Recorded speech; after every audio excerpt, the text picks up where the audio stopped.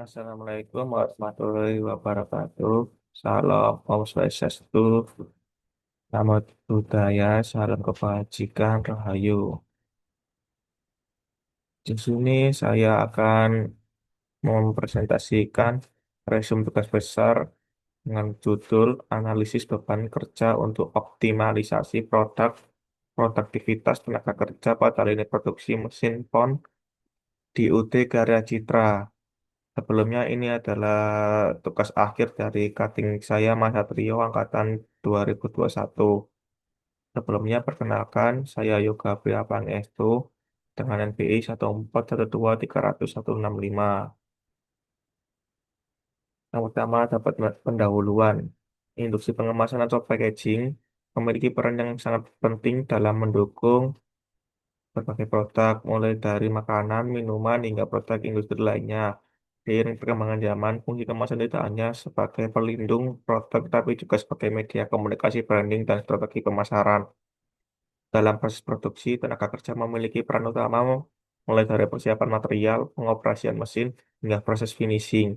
Namun, pada UD Karya Citra ditemukan beberapa permasalahan seperti ketidakseimbangan beban kerja antar tenaga kerja dan belum adanya standar waktu baku. Kondisi ini menyebabkan keterlambatan produksi, kelelahan pekerja, serta penurunan produktivitas.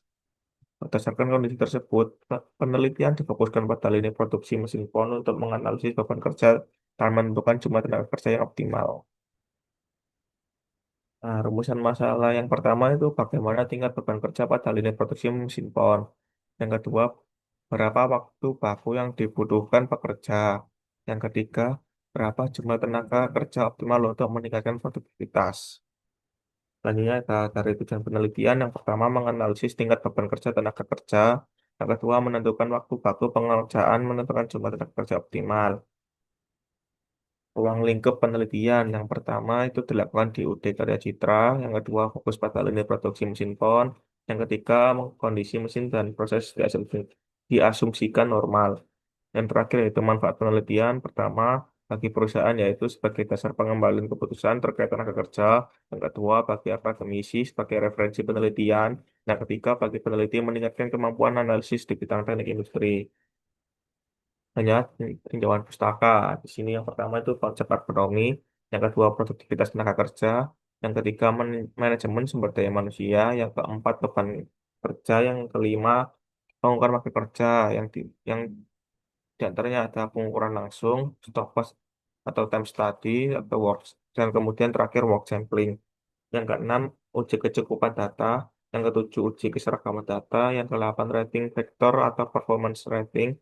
Yang sembilan, waktu longgar atau allowance. Yang ke-10, metode work analysis atau WLA.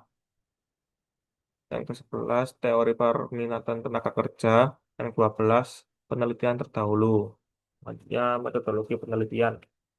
Yang pertama adalah tahapan penelitian. Tahapan penelitian sendiri, yang pertama itu identifikasi masalah, yaitu ketidakseimbangan program kerja dan belum ada waktu baku. Yang kedua, perumusan masalah. Yang ketiga, penentuan tujuan penelitian. Yang keempat, studi lapangan. Yang kelima, studi literatur. Yang keenam, pengumpulan data. Yang ketujuh, pengolahan data. Dan yang terakhir, kedelapan, penarikan kesimpulan dan saran.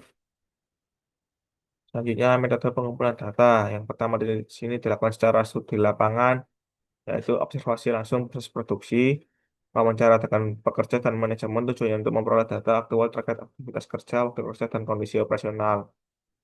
Lanjutnya, kedua, studi literatur dilakukan dengan mengkaji buku, jurnal ilmiah, serta penelitian terdahulu bertujuan untuk memperkuat landasan teori terkait produktivitas beban kerja dan metode analisis.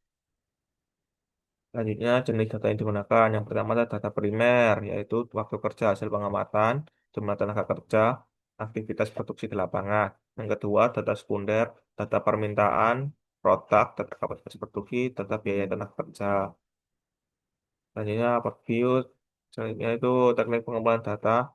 Yang pertama, uji keserakaman data, yaitu untuk memastikan data tidak menyimpang dan berada dalam batas kontrol. Yang kedua, uji kecukupan data untuk memastikan jumlah data sudah cukup mewakili kondisi sebenarnya.